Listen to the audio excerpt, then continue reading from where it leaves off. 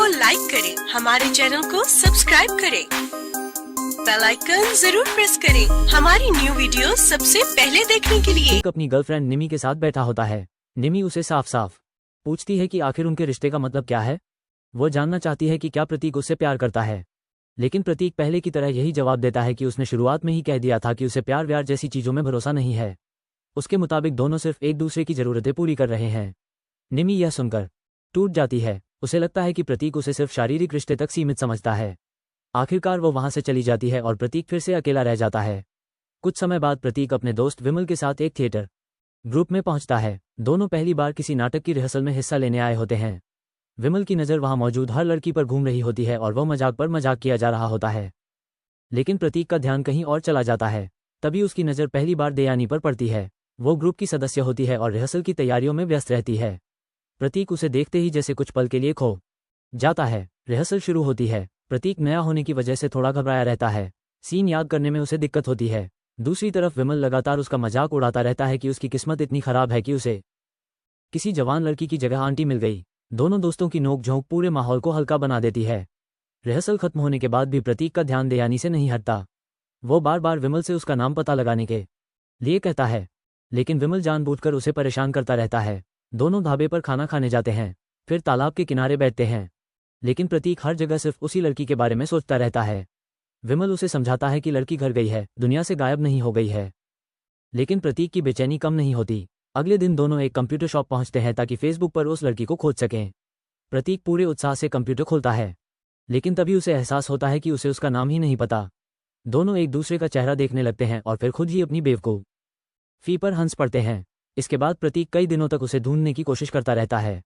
एक दिन पानी पूरी खाते समय भी उसका मूड खराब रहता है। तभी अचानक उसे देयानी का नाम पता चल जाता है। खुशी के मारे वह नाचने लगता है और दौड़कर विमल की शर्ट पर पेन से देयानी लिख देता है। दोनों दोस्तों की खुशी देखने लायक होती है।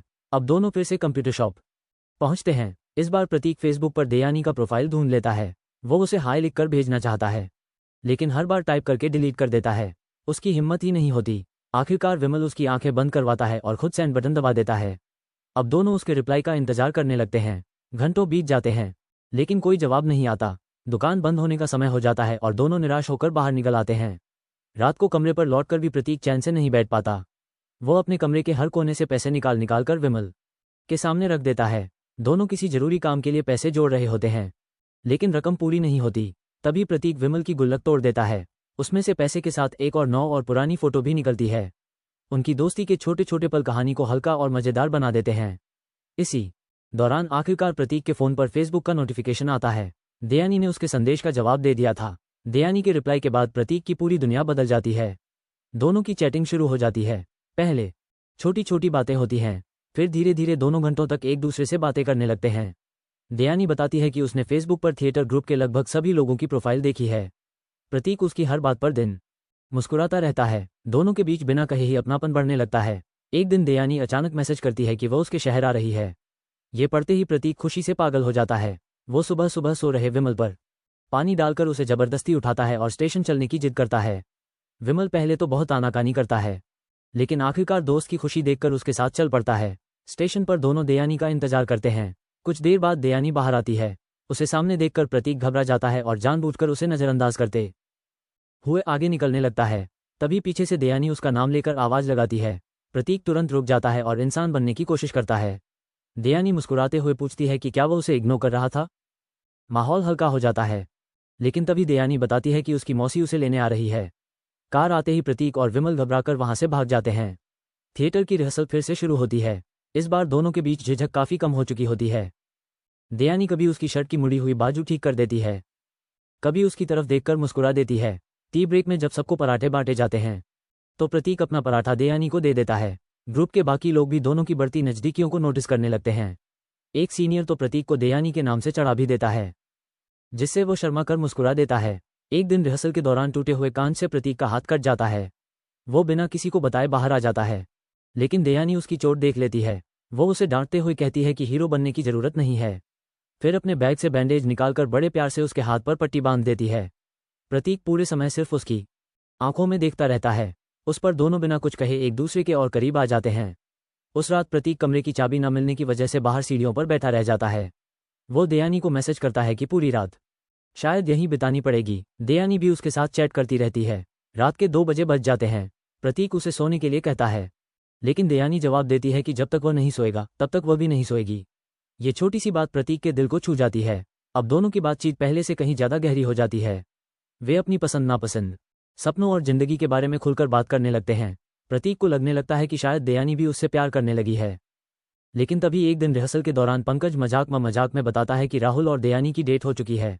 दोनों का रिश्ता लगभग तय है। ये सुनते ही प्रतीक के पैरों तले जमीन खिसक जाती है। वो गुस्से में राहुल की कॉलर पकड़ लेता है, उसे धक्का देता है और वहां से चला जाता है।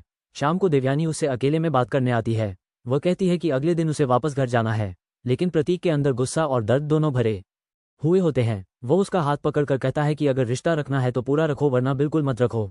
देवयानी उसे सब साफ साफ बताने की कोशिश करती है, लेकिन तभी रिहर्सल शुरू हो जाती है और बात अधूरी रह जाती है। अगली सुबह प्रतीक जल्दी स्टेशन पहुंचने के लिए निकलता है। उसे उम्मीद होती है कि जाने से पहले वह देवयानी से बात कर लेगा।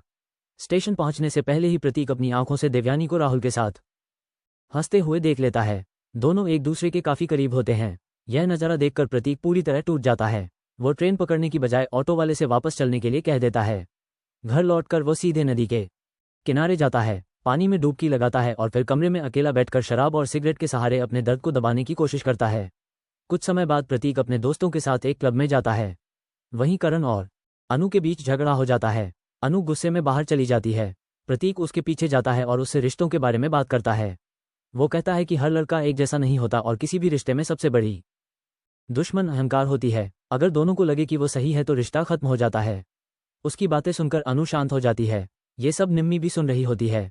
बाद में जब वो प्रतीक से पूछती है कि क्या उसने अपने रिश्ते में कभी झूठ बोला था, तो प्रतीक कहता है कि उसने कभी झूठ नहीं बोला, फिर भी उसका रिश्ता खत्म हो गया। इतना कहते ही उसकी आंखों से आंसू निकल आते हैं।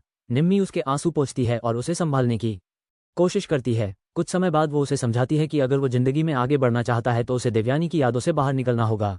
वो उसकी कलाई से घड़ी उतार देती है और कहती है कि यह घड़ी उसे अतीत से बांधे हुए है। फिर वो उसे चूमती है, लेकिन प्रतीक का दिल अभी भी देवयानी के पास ही अटका रहता है।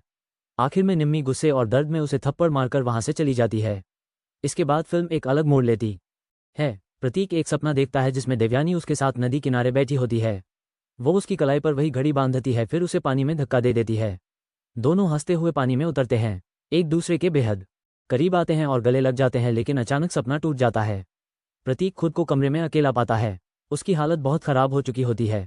वो उल्टियां कर रहा होता है और कई दिनों से ठीक से खाया भी नहीं होता। सुबह निम्मी उसे इस हालत में देखकर घबरा जाती है।